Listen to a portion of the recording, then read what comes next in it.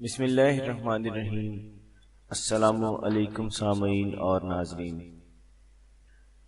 دوستو، آج اس ویڈیو میں ذکر کریں گے کہ خواب میں بات کرنے یا سننے کی کیا تعبیر ہے۔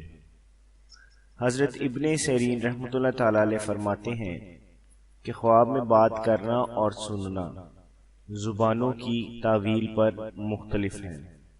اگر دیکھیں کہ عربی زبان میں گفتگو کرتا ہے، دلیل ہے کہ بزرگوں سے عزت اور مرتبہ پائے گا اور نبی کریم صلی اللہ علیہ وآلہ وسلم کی احادیث شریف سنے گا۔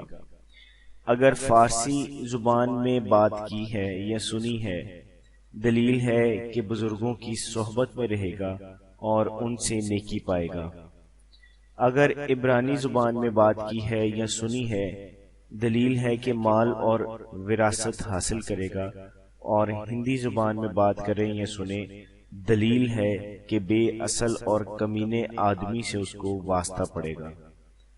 اگر ترکی زبان میں بات کریں یا سنیں، دلیل ہے کہ دیہاتیوں کی صحبت میں رہے گا، اور اگر خوارزمی زبان میں بات کرے یا سنے، دلیل ہے کہ بری بات سنے گا۔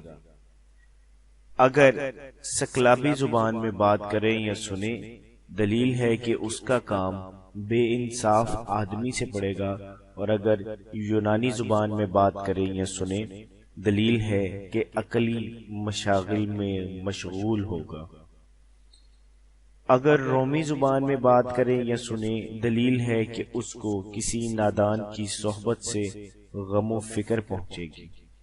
حضرت ابراہیم کرمانی رحمۃ اللہ تعالی علیہ فرماتے ہیں، اگر دیکھیں کہ تمام زبانوں میں بات کرتا ہے اور سنتا ہے، دلیل ہے کہ جس کام کو شروع کرے گا اس سے نفع پائے گا۔